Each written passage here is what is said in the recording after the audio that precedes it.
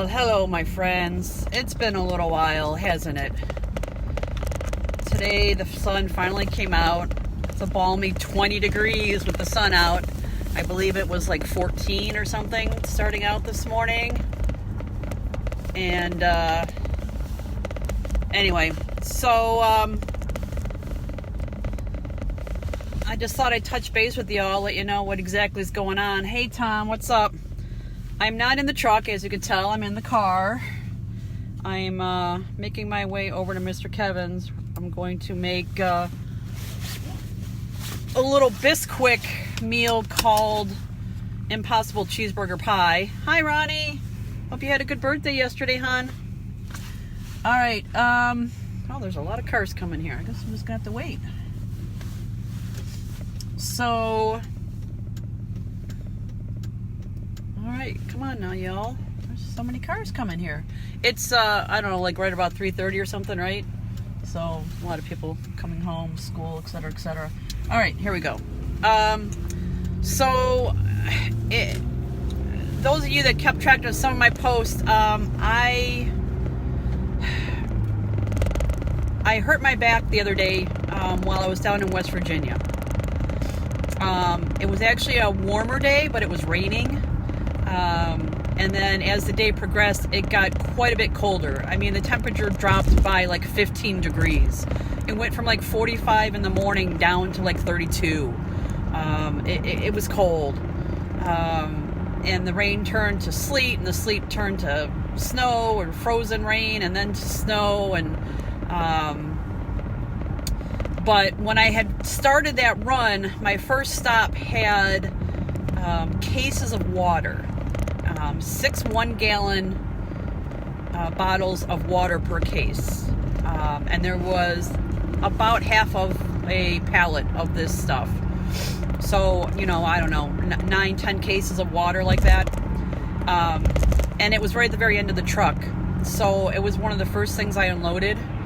And I wasn't warmed up yet. I hadn't been really doing anything else. So as I unloaded it, you know, it wasn't a big deal. But when I got done and I went to start unloading the lighter stuff, and I reached up to grab something a little bit higher, I lost my breath. I literally lost my air. And then I got a terrible pain in my back. And I panicked. I'm not lying. I panicked. Because the first thing I thought, I've had that happen before. You know, it basically, you injure your back, you sprain it. And that's put me down before. I mean, it literally has rendered me useless. So I kind of squatted down a little bit, tried to stretch my back out. I took a breather. I kind of tried to compose myself. I went back up under the tractor, got some Motrin and my back brace, and I set everything back up, and I just went about the rest of my job slowly.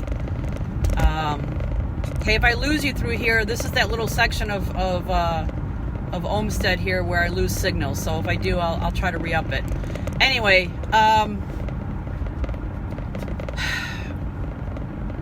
guys, that really scared me. I was able to go about the rest of my day doing what I needed to do. I just did it slowly. I took my time. I let the other stores know what had happened, so they kind of had an idea.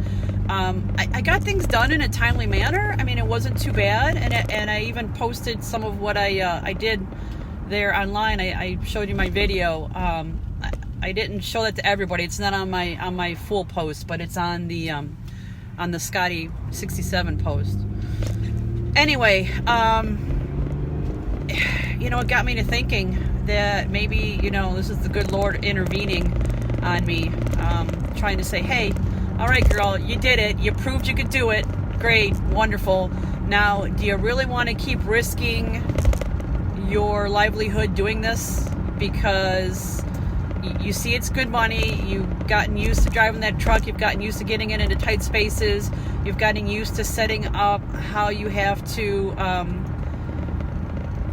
plan your routes and do what you need to do and plan your day and get your clock working and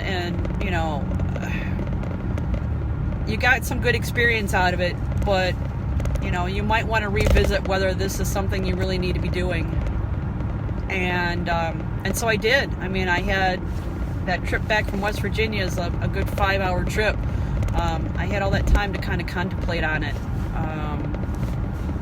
And so I called my Columbus dispatch and I talked to them about the possibility of maybe going to a regional or an over-the-road.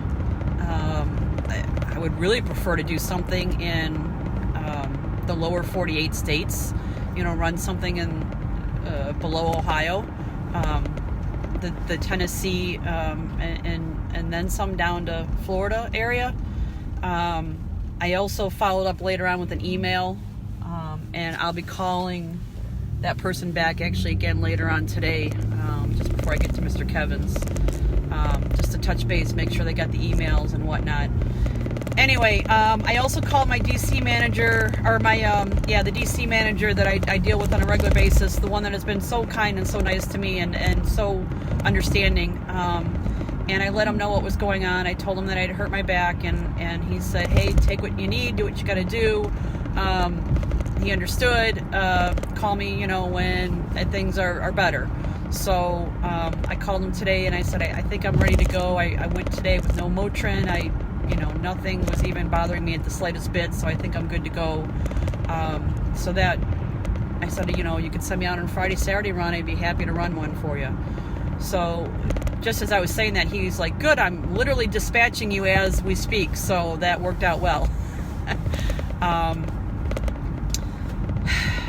But I let him know too, what my plans were, and that how that run scared me, being down in Virginia or West Virginia, being away from home, being my only ride home, being, that I was the one driving that truck. Nobody else was driving with me. Nobody else could have driven me home.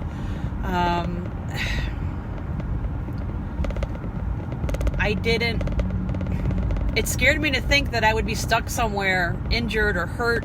I mean, don't get me wrong. I'm sure if I called Knight or the stores would be there, they would be like, hey, we'll do what we can. We'll get you some help. And I'm sure they would do what they need to do. But do I really want to put myself through that if I don't have to? I mean, because that could happen on any single load. I'd be stuck with, a truck full of goods, or I've told you guys before, man, I've been hit on the head with stuff, even wearing the hard hat. I've fallen off that ladder because product has pushed me off the ladder.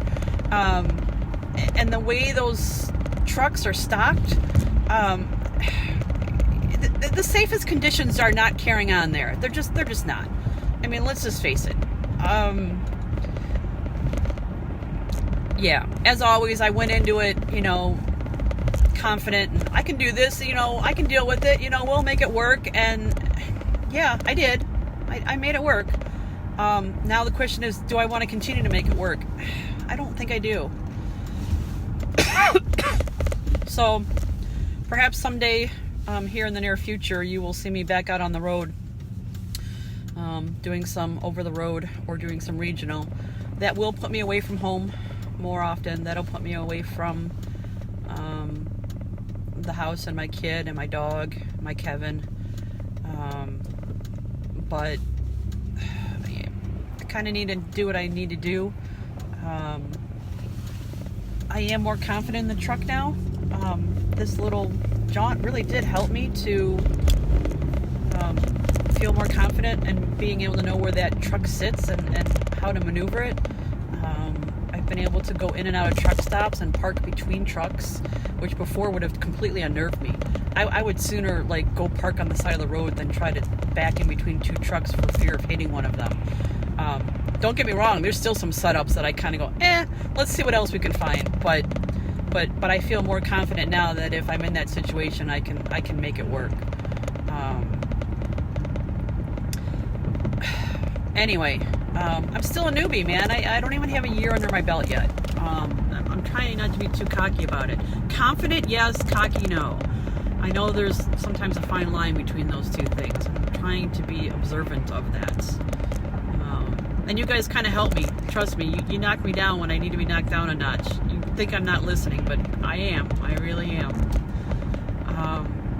And you're also very good supporters. You're very good at keeping my confidence up and encouraging me. You're good encouragers. Anyway, I kind of want to enjoy the sunshine with you today. Look at my thermostat in the car. It says it's up to 29. Woohoo! Heat wave. It is supposed to get a little warmer here the next couple days. Not great warm, but a little bit warmer. My next run is in Rittman, Ohio, which is ironically where we just laid to rest Kevin's mom. So, yeah, isn't that an interesting turn of events? But, yeah, so I'll be out in Rittman and the Akron area, Aurora, so not very far from home at all. And so I've already checked out the stores and their setups. I've called them. They all look very doable. So it should be a fairly uneventful run. It is a lot of items, but you know, all these trucks are full. I don't even know anymore about the item counts on some of these things. I think they say there's 3,000 and it feels like there's 4,000. They say there's 4,000, it feels like there's 5,000. I don't think they actually have a true count of what the heck's on that truck. But at this point, who cares? It's just a matter of touching a box and putting it on rollers and letting it go. I don't know if I have anything else to tell you, but I just thought I'd let you catch up with me on that, so you know what's going on. And I guess that's really all I have to say. And as always, I love you, I appreciate you, and I am so glad that the good Lord has made you part of my life. You have made a difference and you continue to make a difference. All right, my friends, you have a good day, a good evening, a good night, depending on where in the world you are sitting at, and know that Mother F Trucker loves you. All right, all. Bye for now.